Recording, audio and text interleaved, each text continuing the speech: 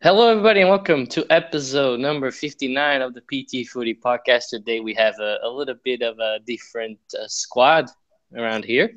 Obviously, I'm your host, Peter. I'm joined by Sergio Hey, what's going on? and Steph. Hey, what's going on, guys? All right, so Steph should be with us during Sam's absence.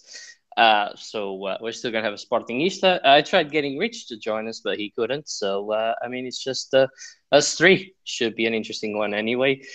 We're going to be talking preseason of basically two clubs, and uh, Hmm. and the Supertaça preview. Yeah, so that's what's happening today. And I decided to just get Sporting Porto just straight out of the way because nobody's watched Porto.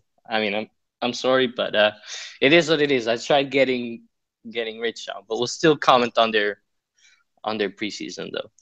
All right, so the first game that they played this week was Portimonense. They won 5-1. Don't ask me who scored.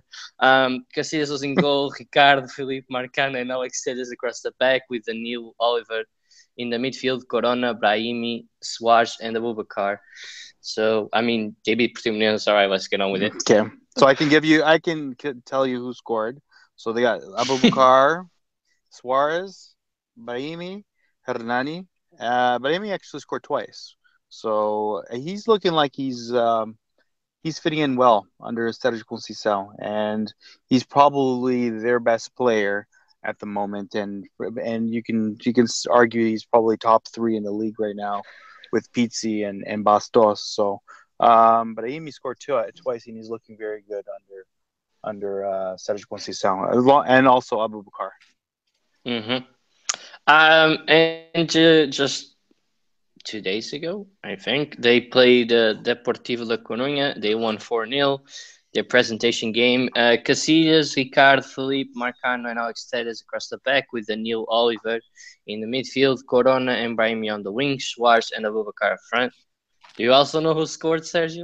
I do. So give me one quick second here. I'll bring it up right now. So definitely Abubakar scored because I remember them talking about. But Scored twice, I think. He scored twice. Suarez scored in the 26th minute against Guimarães.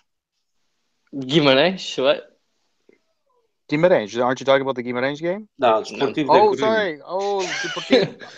I clicked on the wrong one. Sorry. My bad. My bad. I know All right. Abubakar scored. He scored. Yes, you're right. He He scored scored twice. twice. So Yeah, let he me did. pull it up. Hold on. Let me see here. Oh, here it is. Sorry, my bad. I clicked on the wrong game. Yeah. So Abubakar did score twice, and Coruña scored, and Merenga scored as well at the end, 88th minute. Yeah. Marega got in a goal, which is like Yeah. the shittiest goal ever.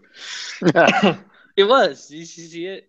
It Nah, was. I didn't see it. I don't It watch was Porto terrible. games. Okay, just they were passing it around the back, and it just takes the ball and scores. It's really stupid goal to concede.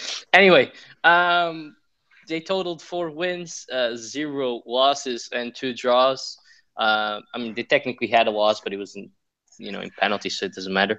17 goals scored, 2 goals conceded. I'm gonna start with you, Sergio. How do you see this preseason? I mean, if I'm a Portista, I'm obviously happy with it because they ran the table, scored 17 goals. It looks like the team has bought into Sérgio Conceição. They have a little bit more fight in them. Not to say that they didn't have fight under Nuno. I think with Sérgio Conceição, he's given them a little bit more of a team spirit and given them a little bit more energy under his brand of football. So I do expect them to be a lot stronger this year, even though the only additions so far that they've made are players that have come back on loans, which are Abubakar, Marenga, and Ricardo Pereira. Now, it's going to be interesting to see whether or not they keep this up. I remember back in 10 years ago, back in the day, I'd say, Benfica used to always run the table in the preseason, and there was always this hype around Benfica, and we'd always fall flat and would never win the title. So I wonder if the reverse is happening where Porto is running the table and doing really well in preseason, and then they fall flat in the season. So that'll be interesting. But It's definitely looking good for Porto, but the other wild card is whether or not they're going to sell anybody before the transfer deadline, and that may change things, right? So Yeah. that's how I see it. All right. Steph, talk about Porto, European, and I'll be right back, guys. Just give me a moment. I need to do something. So just talk it out. Okay, sounds good. So I basically feel the same way about Sergio. Sergio Conceição is a true Portista, 100%. So he knows how to put his team together. They will play again at Porto, com raça, without a doubt. And that scares me a little because Sergio Conceição will play to the game at stake, not so much to play beautiful soccer. He'll go after the 3 points, Right. and he's not going to be.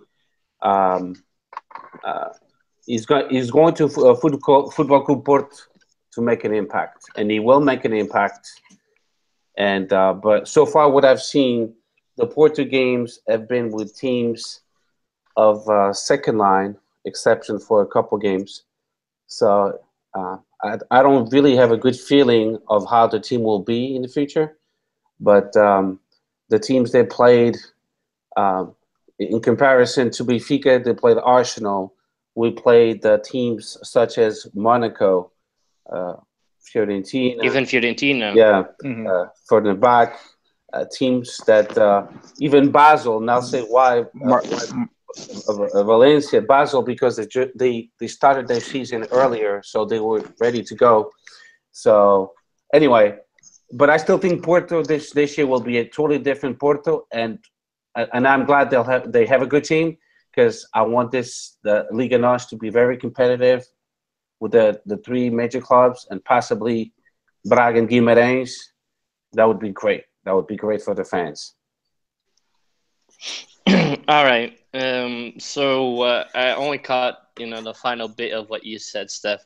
But I heard everything Sergi said, and yeah, Porto's preseason was kind of good, but at the same time, they never really tested themselves.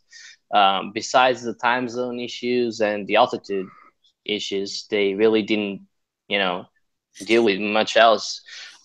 So I mean, we'll just have to see when they go against real competition and it starts with Estoril, uh, and then we will see what they're made of. So I mean, I don't want to discredit them for not losing a game because that is impressive, but at the same time, are you really testing yourself to the max? Or are you just trying to show off to the fans? So Yeah, I mean, you can look at it both ways. I mean, yeah, maybe they didn't impress themselves, but at the same time, we didn't impress ourselves against young boys in Hull City, for example, two inferior teams that are probably inferior to Deportivo La Coruña, right? So right. it's all in perspective. Like, a lot of people they put too much into preseason friendly results. I think it's the whole purpose of it is just to give people a chance to kind of prove themselves, adapt to a new system with a new coach. I Exactly. think they've done that well. I think that the result is less important than the experience of playing with new players or playing in a new system. So I think to that extent, if that's what the goal was, they reached their goal 100%. Right. I think this comes across every single preseason. But the only thing that I don't enjoy about preseason is when I don't see effort or the team clicking as it should be by this point.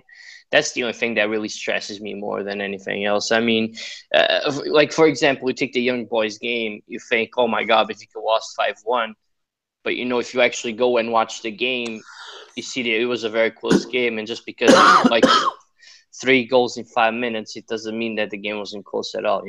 So yeah, preseason results are overrated, and they are. They make people feel less comfortable with their club. I mean, if you know what I'm trying trying to say. But I think results aren't really what matters. The way that the team plays is. But I really think what you're getting out of the Porto preseason is a couple things. You're getting confirmation that Ricardo Pereira is a stud. He's coming in from France on loan. I think it was 2 years. He's coming in and he's basically taking Maxis Pereira's spot, and he's basically demoting him to the bench.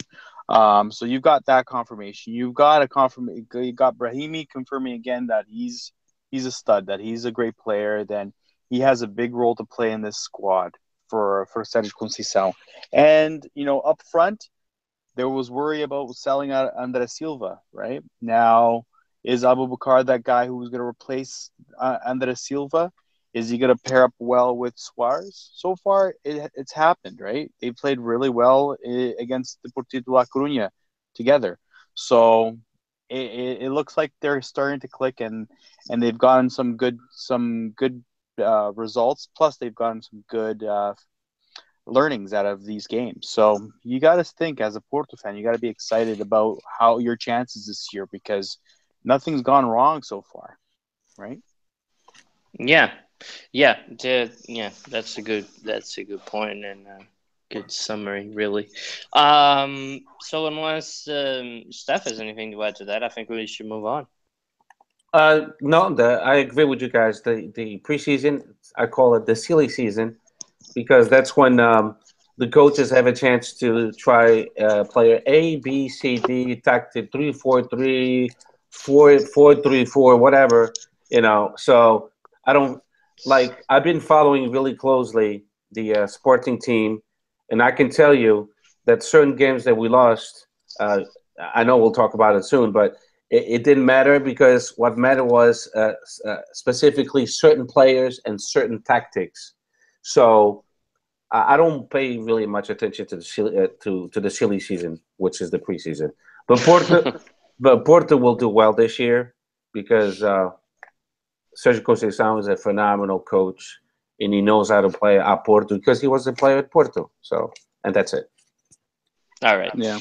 They have one more preseason game, I believe, tomorrow against Chile Santo, but I mean, again, it doesn't really matter that much. Anyway, now moving on, and I mean, I think we're going to dwell a little bit of time on either one of these teams. So, I mean, I really don't know where to go, but I mean, let's start with Benfica then. I think there's a little bit more to talk about them. So the last two preseason games that they played, and let me just ask you, Sergio, if you've got the time to watch any of those. I know they were early morning there, right? Mm-hmm. Which games, though? Arsenal and Leipzig. Oh, of course. I watched them all, and I was depressed. I went to go watch. I watched the Arsenal game at the Casa Benfica. I was impressed with the first half. I think we paired up well.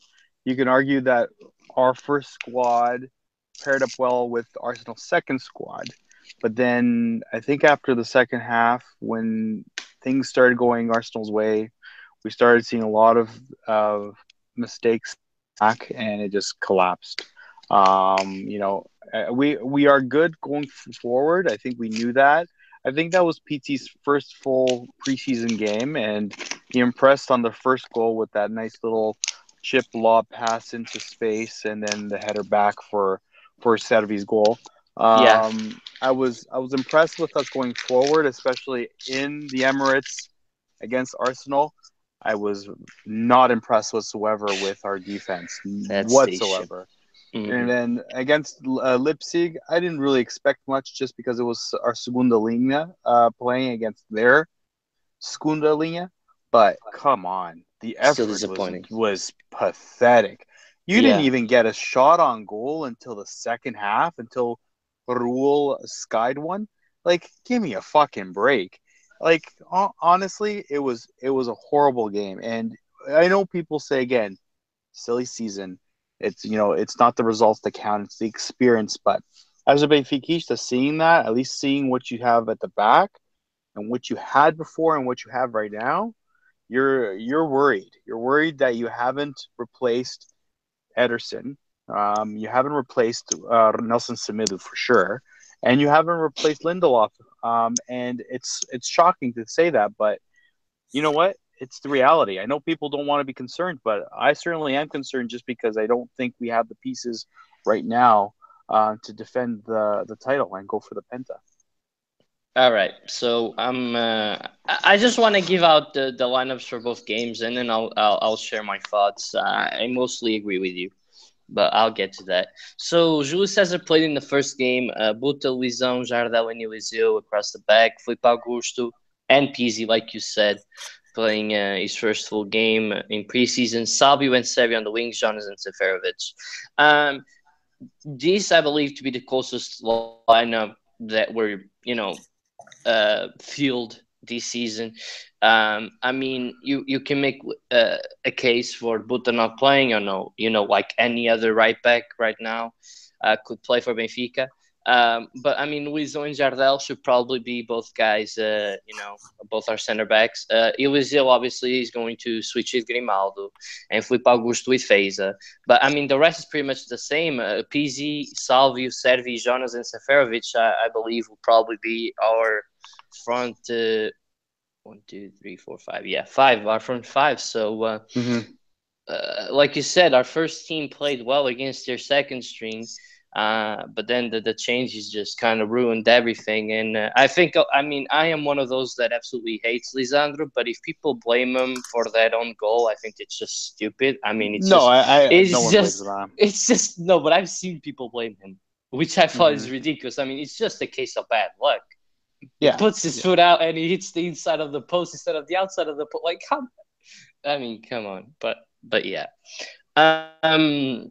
Leipzig. Varela was in goal. Pedro Pereira, Lisandro, Rubem Dias, and Grimaldo.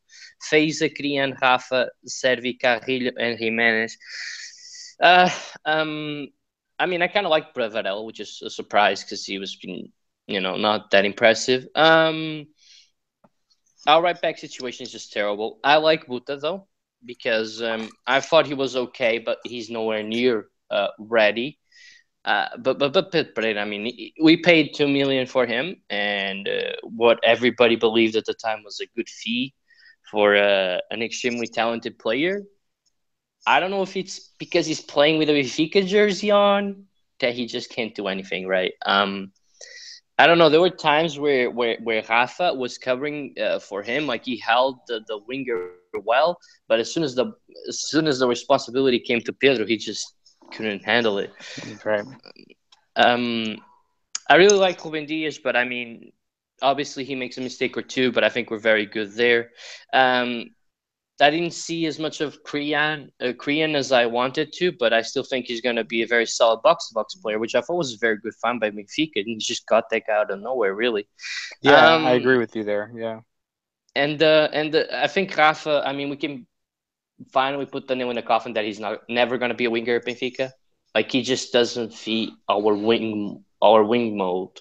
He's a central midfield player. He plays in the center of the field. That's where he plays the best, and I think that kind of ruins him a little bit that he's out on the wing. I mean, we spent all that money for him, and it was well worth money. I mean, 50 million, 16 million. But him playing as a winger just doesn't fit us at all. And I like the way that Carrillo plays, but sometimes it feels like there's like lack of effort. I don't know if you agree with me, but I think there's something to it. And I think that at this point, after all these games, I think that we certainly know what players are capable of playing at Benfica and those that aren't. I agree with you. Unfortunately, I think a little bit has to do with politics and how much money you've invested in a certain player.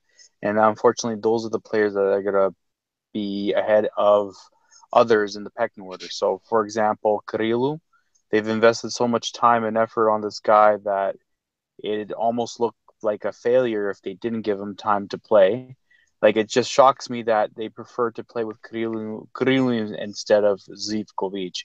We all know who is the better player. Same thing with Rafa. Rafa costs us 16 million euros, yet Zivkovic, I'd say on any day of the week, is a better all-round player than Rafa. But because they've invested so much money in this guy, I don't even know if the kid is a George guy or not, but because we've tied so much money and effort into these two players, they are getting the time to play, and they're not shining right now. Yeah.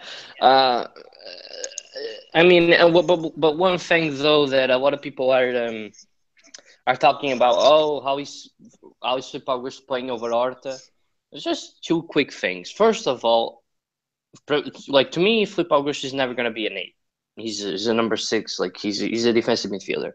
And And second of even all, even that he can't do well. fine, whatever, Sergio. And Horta hasn't impressed me at all with all the time he had. I mean, he's actually made more mistakes in like 70 minutes of preseason than he did all of last year, which is ridiculous. Like, people are screaming for him, which I think is totally right. You know, he deserves to have his game time, but whenever he's played, the little bit he's played, he hasn't impressed. I mean, the one thing that I give the guy credit is that he's always looking for the ball. I mean, if you just focus on Horta, you see him on the left, you see him on the right, you always see him with his hands high, like asking for the ball. So I'll give him that. He's not afraid to have the ball in his feet, but he's not playing as well as I would have expected him to.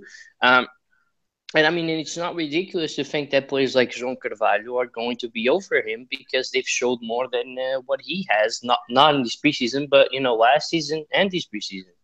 So I think the squad needs to thin out, and I think we have to cut some wingers. I mean, as much as I wouldn't like to see like Carrillo go, for example, I think he has to. I think Salvio has to, because it's just clogging up space for other guys that should be there at this point. Like Diogo Gonçalves is a terrific player, but I mean, I'm not gonna play him over Carrillo or Salvio. Like, you can't do that. Like, it's not gonna happen. It's not gonna happen when you have a guy that's like earning like 25,000 per month, and the other one's like earning like 75,000. Like, you're not gonna do that. But that's wrong though. If he's better, of course, if he's playing better, you should play him. I'm not saying it's right. That's why I'm saying that if the guys have market, just sell them. Yeah, that's why that's the thing. Like, it makes it easier for everybody to understand. Even the bosses up top. Like, if I'm Rui Vitória and I'm like, hey, listen, I don't think, for example, I don't think Salvio is going to work, man. And he's on a high salary. Instead of just relegating him to the bench and playing a younger kid, just let us sell him. He's got the market. If he's got to go for like 15 million, let him go for 15 million. How many players do you have now? Like 30 something, like 35, something like that. The A squad? Yeah, but I mean, because some of them, like 5 or 6 of them, are from the B team, so they can get pulled back. Oh, okay. But there's still way too many. Like, you've got Arango, which I think could be a decent attacker, but we never saw him play. You just in the midfield, you have João Carvalho, you have Kian, you have Horta, you have Dizzy, you have Filipe Augusto, you have Fez, you have Samaris. I mean, center backs is okay, but the wingers and the central of the midfield, that's where you need to thin out the squad. You also need to figure out if Raul is going to stay or not, what's happening with Mitroglou. But I think these are things that could have been avoided, and we shouldn't have waited until August 1st to start talking which players we need to cut, because I think that it was quite clear 3 games in who we could count on and who we couldn't. So that's what kind of annoys me. I mean, hopefully, you know how we work, how every single Portuguese club works. When they need to get stuff done, they eventually get it done. But I'm just worried that by the time that you're gonna sign that goalkeeper, that you're gonna sign that right back, that you're gonna sign that center back, that those guys weren't the ones that you actually wanted at first because you took so long to decide. So, Pedro, can I ask you? And I just want to interject here. Yeah. Do you think there's a market right now for those players that you just named? Like who?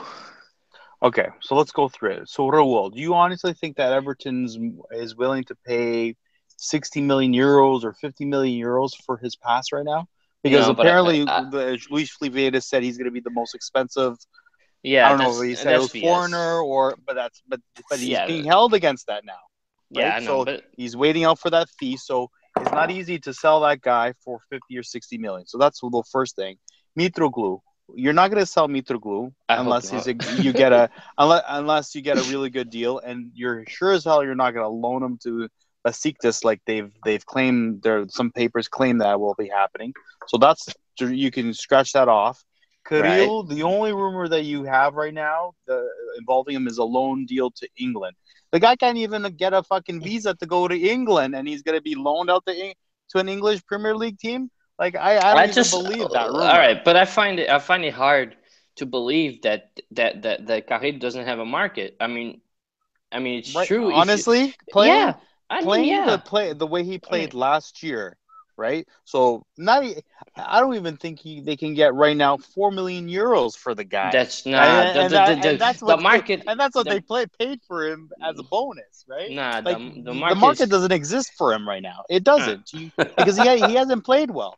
I mean, I know Stefano will back me up on this, because there's no market for the guy. No, I get your point, but the teams don't think like us. Teams don't think like us. Because part of it is people are starting to realize Benfica are shrewd sellers, right? So they're starting to play hardball with us. So it's not like they're going to walk in here with a check and say, hey, give me that guy for 30 million, just like PSG did with Gonçalo Guedes, who now they're regretting it. So, and there's not a lot of teams with an open checkbook like a PSG or a Manchester United or Manchester City. But there's teams, but there's players where you look at them and you know they have market. I mean, they have a market, but we're like Samaris, for example. It just depends how much. But how come Samaris hasn't been sold yet? Even though there's been all these rumors for the last 6 weeks of him going to Newcastle. Because what I believe is that our president is kind of a dumbass at that point. Like there's been several stories made about him, like at Seek or whatever, like those long interviews, and he plays hardball with every team, like you said. He's one of those guys where it's like it's 20 million, it's 20 million, it's 20 million. But that's the thing that kind of annoys me. Like, just take the 15 if you know that you're not going to take the 20. Just let these players go, because what you're forcing the manager is to have all these guys and play all of them, because you need to sell them, and they still stay with the team even though they're inferior to the other guys that you have. I understand that, but you're forgetting another party to this, and that's the player. A lot of times the players don't want to go. Salvi, for example, has repeatedly vetoed deals out of Portugal. I think. Yeah, but I think he's like one in a million, though. I don't think. But think about it, though. Even though you want him to be sold, and I'm thinking the majority of Benfica fans want him sold, Salvio himself doesn't want to go. So it's not easy to just sell the guy, and just recoup his value. It's not going to be that easy. It really isn't. The only way that Salvio would go, it would be to make a lot of money. He makes good money in Benfica. So he's not going to a competitive league such as Spain or England or even France. They have money now, so it's a pretty good league, or Italy. So he'll have to go to China or Saudi Arabia, where he'll be making a lot more money, like Brian Ruiz of Sporting. He might go to Ali Hali, but why is he going there? It's after the money. So I could see Salvia going to one of those markets, making a lot more money. Right, but if you go out there, your career's done. Yeah, your career is done. And as long as he still has a chance of making the Argentinian squad for 2018, because he was called up the last friendlies, as long as there's still a hope, he's not going to go anywhere. He's not going to China, and he's not going to Saudi Arabia. So he's going to stay in Europe. Just like Mexico, just like Raul. Raul could have cashed in to go to China. No, but he refused to go. He didn't refuse to go. Well, they approved the rule that you could only have like 3 foreigners or 5 foreigners playing at the starting 11, and they pulled back the deal. I don't care what Raul said. Yes, but he also said that it wasn't time to go to China. He wanted to stay in Europe. Come on, Sergio. And don't forget that Salvio, he had many. He had a couple major injuries. Yeah, to the knees. Yeah, which clubs know about it. So They Yeah, I kind of, mean, he, kind of twice skeptical. twice he was rumored to go to Liverpool, and I truly believe that at the point he was going to go, twice he shattered the same knee. I mean, Yeah. Right. obviously, Mhm. obviously that you know that adds something to it. But I mean, we're talking about one player in like 10 or 15 that I could mention that have market. It just depends on how willing we are to let him go, and I think we should be. Or it depends on your definition of what the market is. Because right now, yeah, you can sell these players tomorrow, but you're not going to get any sort of good return for them. You're not going to get a good return from. I don't know. I think it's easier. I think it's easier for you to go ahead and name more Benfica players that could go for larger fees than anybody else in Portugal. I mean, no offense to Steph here, but that's just like the way that it is. When you have a winning team, I don't care if they played a lot or if they played really well. If they're on a winning team, teams are going to want them. And plus, if they have the young upside, like for example, you're talking about how there's obviously no way that anybody would pay 50 million for him. But No. 35, 40, they definitely would because I don't they know. see. I don't know about I that. don't know. I don't know about that He because didn't- if they he- did, if they Nah. wanted to, they would. The offers would be rolling in. Yep. But we've set the bar so high. Yeah. It's Right? not only Yeah, that. but that's on Sure. us. I'm saying that. But teams- remember, Raul Jimenez, he didn't play that much. He was off the bench all the time. he was injured. He was injured most of the season. Well, Rui But Vitória- even before that, he was injured. But Yeah. even the 2 years ago, he was Mhm. our super sub coming off the Yeah, bench. I know, because Yep. that's the way that he plays. But what I'm saying is that there are teams that look at his upside. They see his upside. Like, the upside is there. And teams aren't afraid to splash the cash for somebody like him. Do you know what's his market value now? His market value is at 12 million. Yeah, that's no. That's I mean, No, the market's inflated Yeah, well, anyway. So and Carrillo is 6.6 millions. obviously, because- if you go through that, it makes sense. Obviously, but we have to look at the way the market is. Like, there's some guys that should never have gone through the values that they do go. But that's all I'm Right. saying. Like, I mean, we can look at those statistics, and some of them make sense, but they will never leave for that market value. You know, that's what Listen, I'm trying to say. if somebody offers 20 millions for Raul Jimenez, just take it. But we can't because we paid 22 million. So okay. Benfica's not going to take less than Yeah. what they paid for him. So Yeah. so ask for 23 then. I don't know. No, he's one of those guys that I think is going to end up No. leaving for a hefty fee. Oh meu, ninguém vai dar 40 milhões. No one. We'll see. We'll You see. crazy. No. I mean, I don't like him. We all know I don't like him. I'm just saying. I like him personally. I think he's a good sub. I don't like him as a starter. Plays too much on the wings. It pisses me off. And some yeah. players, they better off coming off the bench, yeah? Definitely. I mean, I don't think there's a lot of guys rumored with Benfica, but I mean, at the same point, I'd be naming like 15 goalkeepers. I'd be naming like 15 goalkeepers and 45 right backs. Go ahead.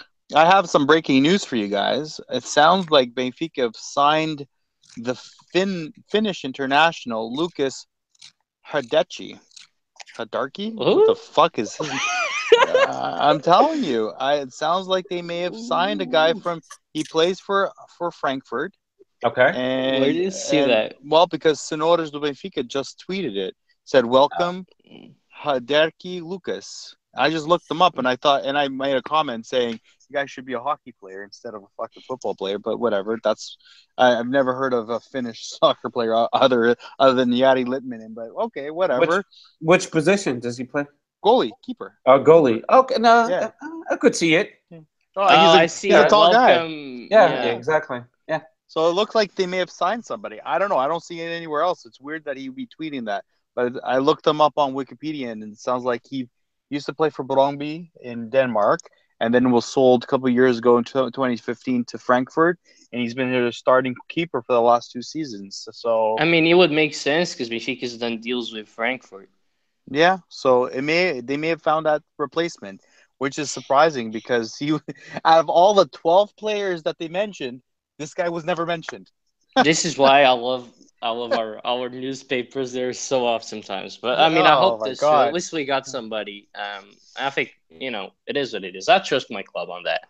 But yeah, like I was going to say, I mean, I can't really talk transfers because I mean, I know you follow David, and there's like 20 to 30 fucking players like linked with Benfica every day, so like it's impossible to keep tabs on everybody. I know that there's one especially good player that we were linked with from Hoffenheim, but a lot of people doubt that would happen. They say that he's a very very good right back. He's a Czech international, but it doesn't sound good. It was him, and I think everyone was linking us to the Anderlecht keeper, but his fee was too high, so I don't think that was going to happen anytime soon.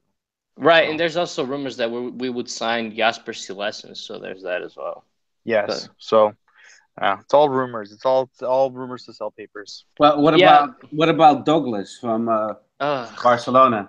They said it's almost a done deal. Please don't force me to talk about that. I'm so glad you guys are getting him, because at one point they said Sporting was interested, and I was like, "Fuck! Don't tell me that." Yeah, I know. He's like Bruno Cortez. Oh my god, no, I can't go through that again. I would prefer Eliseo anytime. I'm telling you. I mean, he played fairly well from what I've seen, but I mean, everybody just hopped on him, and I just don't. Listen, everybody plays well on YouTube. Everybody. No. I mean, I was actually watching. I think it was Besiktas. He was a Besiktas, so he played against us. That's what I mean. I'm not talking about YouTube. No. I think so. He was on the Besiktas. Yeah, he was. No, he wasn't. He was playing with. No, he was at Sporting Lyon last year. No, he wasn't. Am I talking about the same Douglas? No way. Douglas, yeah, I'm serious. Look him up. No, I'm looking it up. Look him up. Go ahead. He was. I'm doing it. Hold on. I'm pretty sure he was at Sporting Lyon last year. Oh yeah, he was. Yeah, it must have been some other Barcelona player that was on Besiktas. Yeah, it was, I don't know who it was, but yeah, no, he was at Sporting Lyon. So maybe that'll change your opinion of him. Maybe you watched the wrong YouTube video. No. Oh, it was Adriano. I was thinking of Adriano. There we go. There you go. I mean it. So I mean now, it. I mean Douglas it. Maybe Douglas now is an all-star in your eyes. I'm sorry. I was thinking of Adriano. My bad. No worries. Yeah, he went from São Paulo, Barcelona, Sporting Gijón, Sporting Gijón to Barcelona. It was around. I mean, 23 appearances, 3 goals. Ele tava. He played regularly last year. I'll admit, I never watched him. I don't know much about the player. I know that ele tava tapado. He couldn't play at Barcelona, so they loaned him out. So it makes sense for them to loan him out again with an option to buy. It's another Cicada. They're trying to look for another Cicada situation where, we get a jewel out of a loan. So. Exactly. We'll see if he actually signed him, and that's been the rumor for the last couple of days. But I mean, I'm gonna pull a Sam. I'm gonna pull a Sam here and just say it doesn't matter what the teams that what the fans of the teams that he comes from say. So I'm gonna pull a Sam and just gonna go with that. Yeah, we gotta stay neutral with that. So yeah. All right, but I think that pretty much wraps it up on Benfica. I'm going to say that we won 2 games, lost 4, scored 7 goals, conceded 14 goals conceded. I'm just going to end up saying one more thing, and I'll let you butt in on this one, Sergio. I'm not saying a goalkeeper isn't a priority. To me, it's a complete priority, a gigantic priority. But I would much rather prefer to spend the money on a very good right back and a very good center back than to spend money on 3 players that are decent for my club. I agree. And to a certain extent, I would actually say I would be more than happy with a center back, a very good center back, someone who can take over from Luizão, not somebody that we're gonna not a young guy who we're trying to bring up and then sell. I honestly think that we need an heir apparent to Luizão. It's not going to be Jardel. It's certainly not going to be Lisandro Lopes. So I'm thinking of the future, and I know this is wishful thinking, and people have talked about it in the past. I wouldn't be against Garay coming back and taking over for Luizão one day. I think it's a pipe dream. I don't think it's going to happen because he's making a ton more money at Valencia than he would ever at Benfica. But I do think we need to invest in a center back, someone who's still young and would take over for Luizão, who can then become the patrão and teach people like a Ruben Diaz or Caliaca if he's good, I teach them the way, because right now I don't think we have that right now. Yeah, okay. I just wanted to point that out because I saw a lot of people jump on me when I said that calm down. I'd rather sign a right back and a center back than three okay players. So, all right. Moving on now to Sporting. And let's talk a little bit of Sporting. Why not? Let me start with their first game of this past week. They lost to Guimarães, right?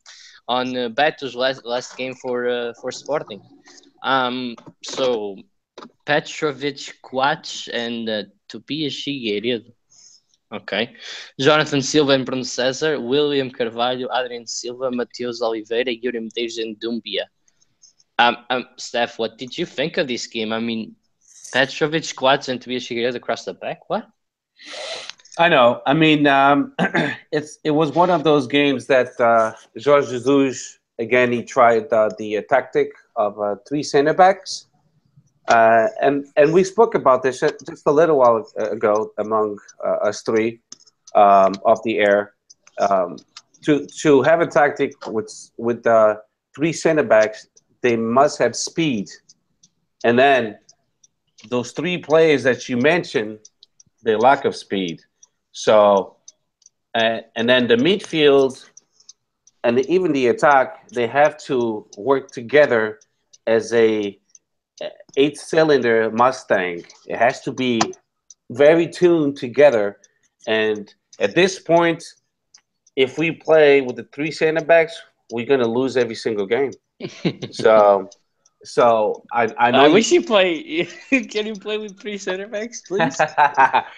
I know. It's actually a beautiful tactic when it's worked really well, but you have to work on it on a weekly basis, twice a day, and then maybe on a Taça de Portugal against a third division team, you can test it, or a Taça da Liga, you can test it, but certainly not for the Champions League, certainly not for Liga NOS.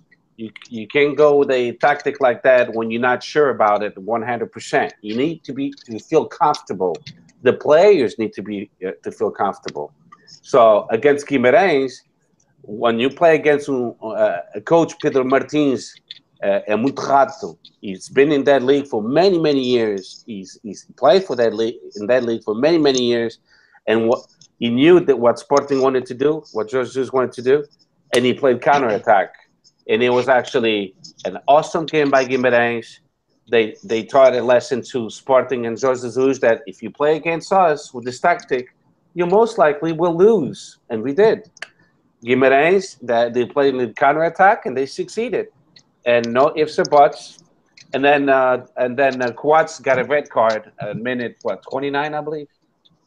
No idea. Yeah, the minute 24, he got a red card. So then we were down in 10 players.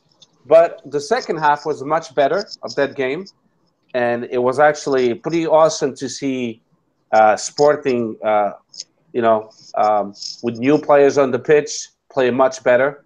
And Dumbia came in, Jeff Santala came in also. So can I ask you something? Yeah, go ahead. What are you thinking of Mateus Oliveira? I think he's a bench player, and he's like Bruno César.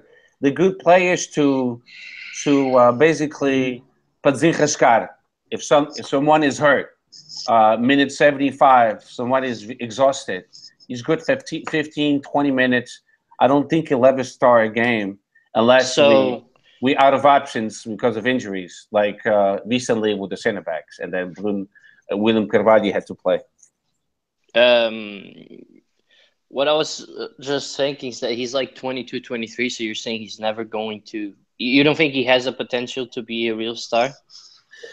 At this point in time, I don't think he will start. There's no way, because the way we look at our starting 11, he's not included in that number. I mean, the star 11 mine would be Rui Patricio, Coates, Fábio Coentrão, Piccini, and Matthew. Then in the midfield, and this is where we're talking about Mateus Oliveira, he doesn't fit in at all, because then you have Battaglia, Bruno Fernandes, and then we still have it against Silva, and we still have William Carvalho. But even with them gone, then we have Podence, Yuri Medeiros, Acuna, Alan Ruiz, Bas Dost. He doesn't fit in at all. He'll just be off the bench, replacing one of those guys for now. Right. Okay. There's no way. There's just no way. No, I was just wondering. Was that it on the Guimarães game? Do you want to say something else? And another thing, in the Guimarães game, the only thing I have to say is, it was a goddamn shame that Coates was he got the red card in minute 24, because I wanted to see a little bit more of the tactic of three center backs. But at that point, we were already losing 2-0 before he got the red card. Damn. So yeah. So, but I wanted to see a little bit more.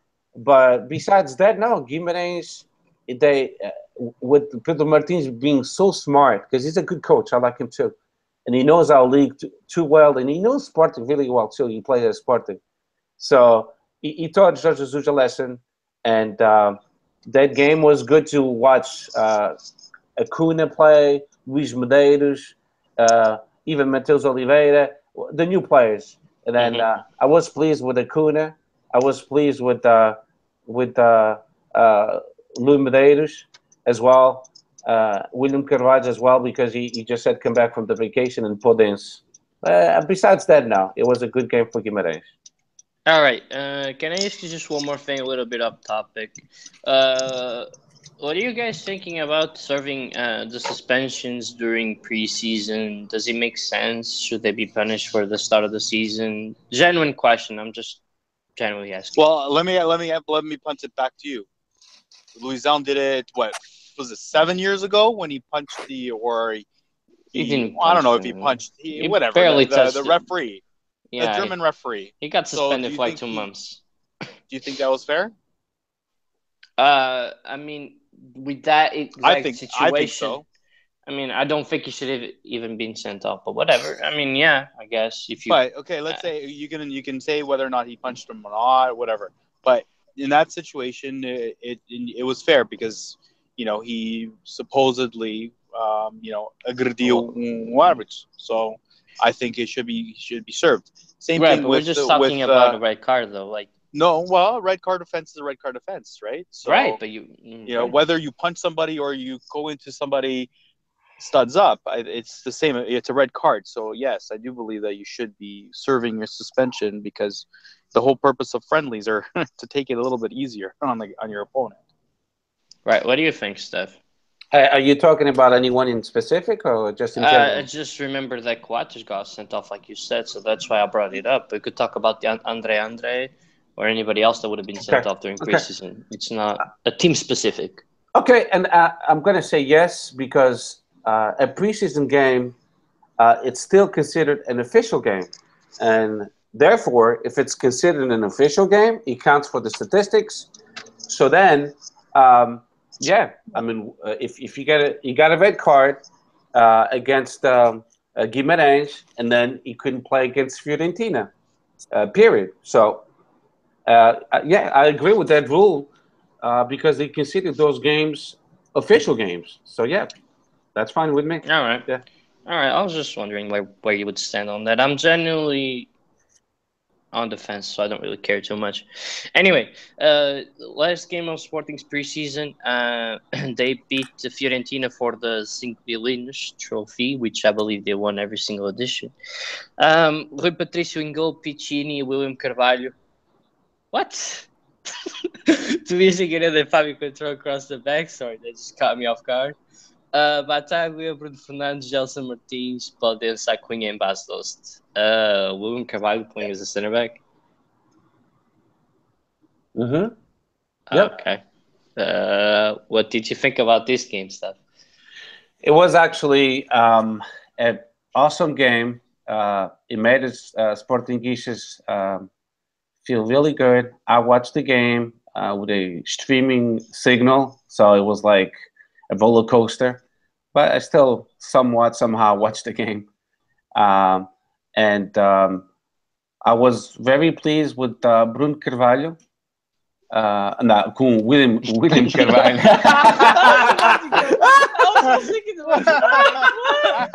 I think Bruno Carvalho is pleased with Bruno Carvalho as well. Bruno Carvalho is always happy with Bruno Carvalho, though. Yeah, I know. Holy crap! I was very pleased with William Carvalho playing center back because I'd never seen him play, but apparently I did a little bit of digging back when he was a junior. He did play it, so awesome. And then I was very pleased with Battaglia as well, and Bruno Fernandes. So they gave me the feeling that if Adrian Silva gets sold or William Carvalho, we'll be fine, because Battaglia and Bruno Fernandes, those two positions, they've been doing quite well together. So. And then if Battaglia is hurt, we have Petrovic. We spoke about that. We have Pelinha. So I'm confident. But the game itself, it was a good game. It was for a good cause, Violinos, but more and more the game, it's more towards Marco Ficini, the fan that got killed last year. Mm-hmm. And the whole presentation with Fiorentina, we're really close to them. It was a beautiful sight to see. Before the game, I was watching 30 minutes before the game. It was really, really, really awesome. And we do have a good team. So let's see what's going to happen Sunday against Ops, because that's for 3 points, and that's the real game. But against Fiorentina, we dominated the game. We played really well. It could have been a 2-1 game, a 3-1 game, 3-2 game. But we deserved to win, no doubts. The defense was pretty solid, even with William Carvalho. And the midfield was awesome. I see good things coming off the duo of Podence and Bajdost. I know nobody was seeing this. Am I right? You didn't expect to see Podence and Bajdost together? No, because everyone has invested their time in talking about Dybala. Doumbia. The guy they picked up for Dubia. Yes, Yeah, the guy yeah. they picked up from Basel. So that was the partnership they were all talking about. But to see Podence do this, I know, impressive. And it's Dubia is a great player, but for some reason, him and Bajdost, they have the chemistry is not there. So it looks like Dubia will go in the pitch when Bajdost is not on the pitch. They'll kind of replace each other. But I'm pretty sure we'll see some games with them two together. But I'm glad that Podence has been given a chance, not only because he's a Portuguese player, but he's from our academy, and he has so much potential. I mean, one-on-one, he can beat anybody. I don't know if you've got the chance to see some preseason games, but one-on-one is very, very strong. So, well, we saw him in the under-21 Euro. He was very impressive with Portugal, playing up front with Salguedes. The talent's there. I think what a lot of people question. I don't know, but I think what a lot of people are questioning was Jorge Jesus' commitment to playing a player from the academy, right? Because you see them buying and investing all these players. You got Cunha coming in. You've got Dybala, whatever his name was. Alan Ruiz was there from was there from before. So now my question to you guys is, what is it? Obviously Podence has proved his worth, and he's obviously going to feature into the team. How about Yuri Medeiros? Where does he fit in now? Well, that's a good question, because I was just before, when we were talking about Benfica, I was counting how many players we have. And at this point, we have a total of 27. Yeah. So, which means, I believe he only wants 24. So, which means he's going to have to cut 3 players. So Brian Ruiz will be gone for sure. He's not included on my 27. Oh, you don't even have him included. So, no. So who are your 3 players then? So the 3 players I think he might cut, and I think Yuri Medeiros will stay. I think he might cut. I think Adrian Silva will be sold. I think William Carvalho will be sold. So that's 2. And I think the third one. No way. I think the third one might be either Petrovic or Pelinha. Yep. That's if he wants to keep 24, he could change his mind and say, "I want to keep 25." True. But I see Yuri on that list as being number 24. Yes. He's going to be another Andre Horta. He's going to sit on the bench and probably only play in the Taça da Liga games, which to me I don't think does him any good. Right? If I was a Sportingista, I would prefer he be loaned out again another year. No, He's gonna sit on the bench. Listen. He's gonna rot. Listen, just sell him. No, JJ is not going to play Yuri. I don't care how many excuses you guys find. He's not going to play the guy. He barely played him a preseason. He didn't give him any minutes last year. He's not going to give him minutes this year. Just let him go. He's a good player. Get him off your books. Get a good fee, like 5 to 6 million, which isn't bad for a player that basically never played for your A squad.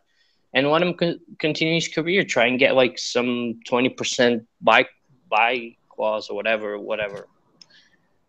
That's how I feel about it.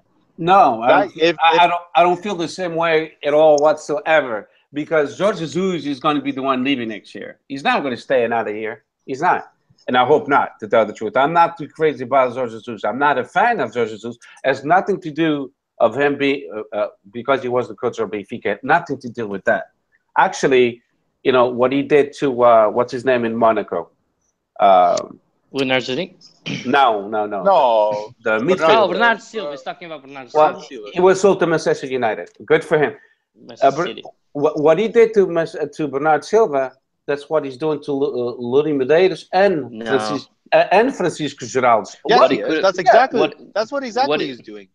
No, Peter. That's exactly what he's doing. Listen, Está queimado. I think it would have done that if that was Podence. That's how I feel about it. Because Podence was the guy the highest potential, in my opinion, in your squad, and he would be the Bernardo Silva of your team, which he isn't because the fucking piece of shit is playing him. That pisses me off. Why? Why is it pissing you off? I'm happy he's playing him. It pisses me off because he did the exact opposite with the best player in our youth academy, forcing him out of my club because he wanted to play him a fucking left back. But that's what pisses me off. Yuri Medeiros, we're talking about him. Okay, Yuri Medeiros has a lot of potential, and to tell the truth, if he stays with Sporting on this season, he's going to play a lot more. Because he's not going to play. I'm telling you, he will play. He will play because all it takes is one of our key players to get hurt, and then he'll play. That's all. Yeah, you know where he's going to play? He's going to play for Fábio Coentrão because he's going to get hurt in the second game. No, he's going to be adapted to left back. No, listen. This year we have a pretty balanced team. Okay, so I'm looking at my squad. We have Rui Patricio, which we all agree that he will stay. Then we have Saline, which replaced Beto. We have Jung. I don't even know why he's still there because he's good for the handball team or volleyball team, but not for the soccer team. Then defenders, center backs, we have Coates, we have Jerry Mathieu, we have André Pinto, and we have Tobias Figueiredo. Okay? Now, on the left fullback position, we have Fábio Coentrão and Jonathan Silva. Jonathan Ziegler is still there. You can't sell him. Yeah, but he's not practicing with the A squad. He's still there. He's still there, but he has a personal coach, him among other players, and they've been practicing aside. We still have André Geraldo and Piccini. We know why we have André Geraldo because we didn't buy another one yet. Because as soon as we buy one, André Geraldo will be gone. But that's our two right fullbacks. Okay. So for the defense, the only thing I see Sporting buying, it's the Ricovski, the player from Rijeka from Croatia. They playing tomorrow playoff game for the Champions League. After that, on Thursday, they're going to talk about Sporting and Rijeka about possibly getting him, which I think that would be a good signing. For the midfield, we have Bruno César, but him. There's a team from France, Strasbourg, and from Russia, Krasnodar from Russia. They want to buy him. If we lose him, hey, it's not a bad thing. I'm not going to be really sad about that. But we have Bruno Fernandes, which is supposed to be taking at the NCLs of his position. We have Williams Carvalho, which we might lose him. We have Matheus Oliveira, like I told you, off the bench. He'll be good. But that said, he won't start. We have Bataglia, very pleased with him. Petrovic, he'll be the replacement for Bataglia. And we have Pelinha, which I don't know if he'll survive. He might be cut. And then, last but not least, the forwards, we have Podence, which everybody, including you guys, think is somewhat special. If he stops flopping. Sorry. Well, the decision. I had to get that in there. The decision making sometimes he lacks of it. And then we have Gelson Dalla. What do you guys think about him? Should be a good prospect because we'll he see. played I well mean, in the B team. He played. I would prefer that they loan him because he's obviously not going to get any space up front when El Tapado. You know, you've got 4 fantastic players, 5 maybe. Tapado. That's the same thing with Matheus. Yeah, he's better play. Like honestly, why wouldn't you loan him to somebody like a Braga, who he'll probably step into their starting lineup, right? Or even a Guimarães. He can't play against you in the league, so he can't take points from you. But he certainly can make damage to Benfica and Porto. I would do the same thing with Yuri Medeiros. I would loan him to Braga, and he'd do really well with them and start. And you know what? He might do some damage. He did damage against Benfica last year, right? He's not doing any damage for you on the bench, rotting away, right? I think the rationale is let him get used to the A squad routines, the players, the atmosphere, and like you said before, he will play certainly Taça de Portugal, Taça de Liga games. But I like him a lot too. He's fun. I just can't believe I'm so off with both of you guys. What do you say? I just don't. I'm off. I don't agree with you guys. That's the only thing that I'm saying is that I can't believe I disagree with both of you. But that's all right. With what? Like I said, it's best of interest of everybody to sell Yuri Medeiros and not keep him around. No, I would not. No. Don't sell him. Dude, Sorry. Come on. He's he's got so much potential. Like I don't even think he's gonna handle another one. I wouldn't. Well, I don't think he has much of an option. To be honest with you. Yeah. Yuri Medeiros, you have to keep. How many years left does he have on his contract? And I'm going to give you the answer. But he's 23, so Yuri Medeiros has been a product of Sporting since he was a little boy. Okay, he's with us until 2022. So he's not going to go anywhere. Yeah, he's getting a 5-year deal. Come on, he's fucked. No, Sporting's not going to let him go like he didn't let Francisco Geraldes go because they know Jorge Jesus by next year will be gone, and then we'll have a better coach that actually recognizes the talent we have from our own academy, and we don't have to spend millions of dollars for nothing. Let me just say one thing then, and I'm going to, and you can write this down. If JJ, I don't care how, for some reason, extends his contract, not even a 2-year deal, Yuri Medeiros is out of that club. Yes, I agree with you. I agree with you. This is going to be the last year. I would say this. This is an all-in year for Sporting. Okay, they've gone out. They've invested more than the other 2 teams. Okay, they've gone out and gotten experience. They've gone out and gotten youth. They've gone out and gotten some guys that will certainly make a difference this year and can insert into the starting lineup. Whereas the other guys, they haven't done as many changes as Sporting has. So it's definitely an all-in year. So if they don't win the title this year, I agree with you. I think Jorge Jesus is gone. And then a new coach comes in, probably Portuguese, probably one who's going to invest in the youth more so. And then Yuri Medeiros is going to get his chance to star in the starting lineup. But this year, they don't loan him out. I'd be shocked if they don't loan him out to another Primeira Liga team. I don't even think he's going to go outside of Portugal. I think he's going to get loaned to another Primeira Liga team. And I think it's 1 more year of loan. And if he doesn't break through next year, then yes, the potential is there for him to be sold. I'm not against him. I like him. That's why I'm so strong in this opinion. That's all. I just want you guys to know that. No, I'm I not got hating you. on him. I got you. No. I like him. I love the guy. I recognize his potential. I saw him playing for Boavista last year. He scored, I believe, 10 goals. And he's a great number 9. He's a great player. This guy, I mean, just to finish up the list of strikers we have Acuna, a winger, number 9, Alain Ruiz, Podence, Bas Dost, Ludi Medeiros, Jason Dalla, Dubia, and Gelson Martins. So we have a combination of good strikers and speed and playmakers. Acuna, I've spoken to. I mean, Twitter is crazy. I'm telling you, because I mentioned something about Jonathan Silva.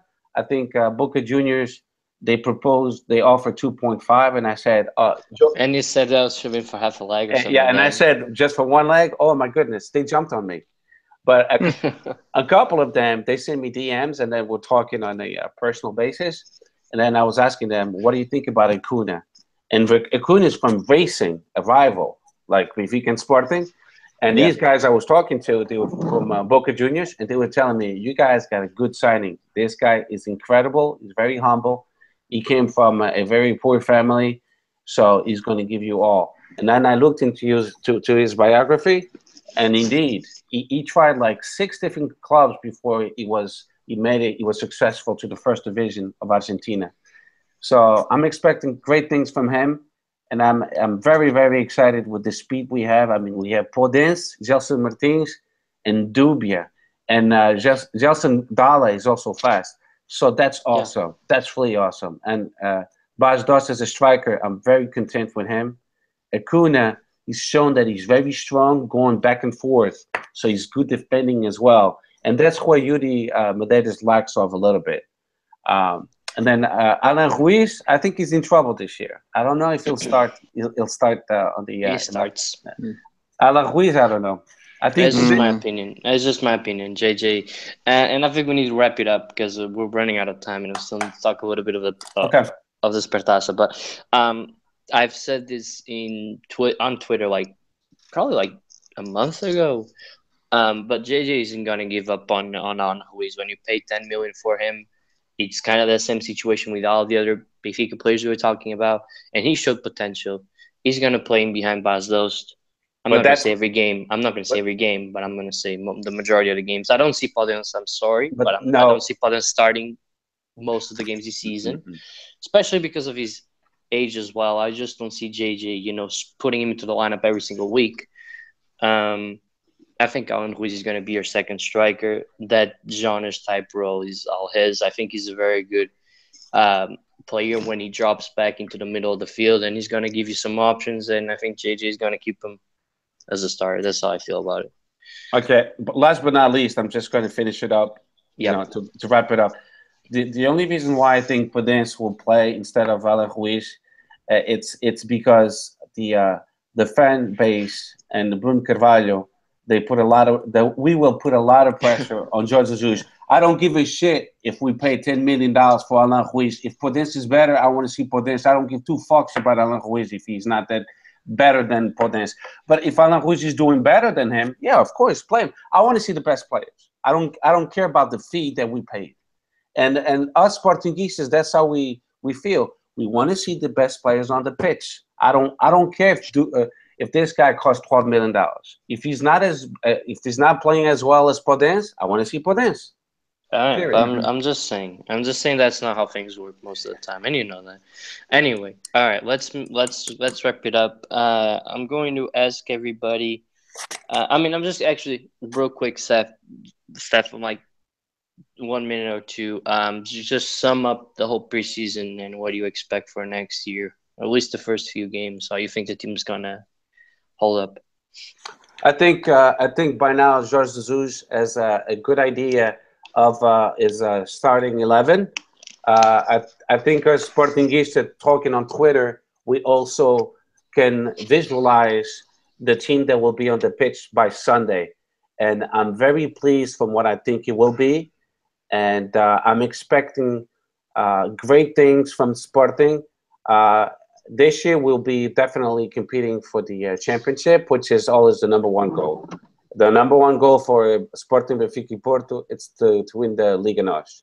And Mhm. and I think in the Champions League, depending of we'll find out Friday. It's the draw for Sporting. So I hope we get a so-so, So opponent. so opponent. And but I predict Sporting this year will win something. All right. Yeah.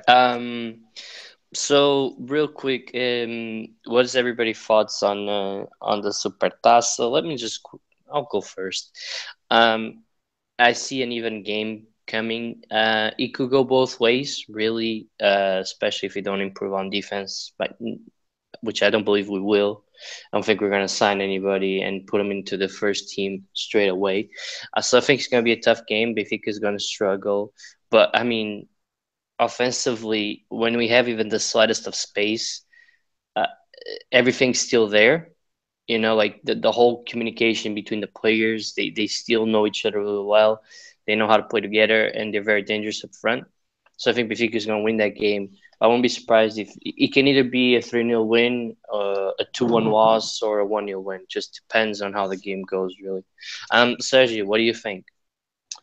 Um, you know what? Honestly, um, I always go off of momentum, and I hate to say this, but I would not be surprised if we lost this game. I think there's a lot of momentum. There's a lot of momentum on Guimarães' side. They're Mhm. obviously hungrier. I personally believe that they're hungrier than Benfica right now. There's a lot of issues right now at Benfica in terms of what that starting 11 is going to look like. Whereas Guimarães probably knows who they're going to be starting, and they have a pretty good idea tactically of what it's going to look like on Sunday, or sorry, on Saturday. Yeah. So I would not be surprised if Pedro Martins outsmarts Rui Vitória in this game and wins that game. Not to say that I don't want Benfica to win, and of course I want to predict a 2-1 win. But again, I would not be surprised if Guimarães won this game. Um, Supertaças, Benfica notoriously are not good in Supertaças. You go back on our Hmm. history, and we don't have a great record in Supertaças now. Typically, we're playing either Benfica, Porto, or Sporting, but we go back to last year's Supertaça, and there were moments where we could have lost that game. It was not an Yeah. impressive. It was not an impressive game. And actually, wasn't it Rafa almost burnt us twice Yeah. Yeah. in that game? Yeah. And then he came over to Benfica and didn't do anything with us last year. So, I mean, I wouldn't be surprised if Guimarães gave us a run for our money and won this game. So, it's going to be interesting for sure. All right. What do you think, Steph? Well, yeah, I agree with Sergio. To me, it doesn't matter who wins. I'm neutral. I'm not one of those Sportingistas that I want Benfica to lose because it's Benfica. No, I'm not like that at all. So whoever plays better will be the winner. But I think Guimarães got the momentum. Uh, Pedro Martins he kept a very solid team. Benfica has shown very little so far on the preseason games, which is if I was a Benfiquista, I would be a little bit skeptical. Uh, Mm-hmm. but the focus, with that said, the focus on a preseason game is not the same as a official game. So we're talking about professional players. So the game will be in my hometown in Aveiro, in the new stadium, and the Benfica players for sure they'll be very focused and they'll play a much different game than the preseason we've seen against Arsenal and Lipsinski or whatever. Uh, Leipzig. yeah. So, but I think Guimarães might surprise Benfica, and my prediction will be 3-1 in favor of Guimarães. Okay, I'm gonna wrap up the podcast just because he was talking about Pedro Martins, and I completely remembered he was talking about momentum. 2 years ago, Benfica played in the Emirates Cup as well. That was the last two preseason games they played. I believe we didn't win a game that preseason. Rio was going to face the sort of Supertaça. They have just uh, won their playoff game for the Liga Europa. It was also Pedro Martins coaching them. It ended up being a 0-0 draw, but Benfica played really, really well in that game. So I just thought about that. It's interesting how these things come about. Hold on, we won that game on a penalty shootout, did we not? Yeah, we did. Yeah, so because of penalties, we could have easily have gone in and said it could have gone either way if it wasn't for the penalty shootout. So yeah, but we played well most of the game. That's what I meant. Like Benfica kind of surprised everybody because of the terrible preseason, and then they come out in the Supertaça and they have a very good game. That's kind of what I was trying. It's a similarity. So that's just one point. I thought it was interesting. Really fast, so, because Sergio brought up a good point. You guys were in the Supertaça final 18 times. Oh my God! And you only won it 6 times. Yeah, it's the Taça do Porto. Well, yeah, but it's also it is. They have like 22 trophies. Yeah, I know. I understand that. And Taça de Liga is Taça do Benfica, right? Yeah, so it goes both ways. I think that we've always struggled on the onset. Like we've always struggled at the beginning of the season. Including the Supertaça, so it wouldn't be surprising to me if we were to lose this game. Would it be disappointing? Of course, it would be disappointing, but it wouldn't shock me because we've notoriously have had issues. We've issues at the beginning. Like we always seem to struggle in the first 3 or 4 games of the year, whether it's away to Nacional or at home against Setúbal or losing against Paços Ferreira. There's always something. Right, so it wouldn't shock me. That's just the point that I wanted to make. Porto was out of 29, they won 20 times, and then and then might as well talk about my club. They have like 18. No. Sporting out of 9, we won 8 times. That was totally off. Anyway, Porto won 20, so there you go. I know. Thank you, Steph. Thank you, Sergio, for coming on today. Really chill, nice podcast. Enjoyed talking to you guys for about an hour and 20 minutes. Hopefully we can do this soon. Again, Steph is going to be here most of the time, filling in for Sam, who's away in Portugal. And hopefully Rich will start joining us by next week. So thank you, guys. And we'll see you next week. Thank you.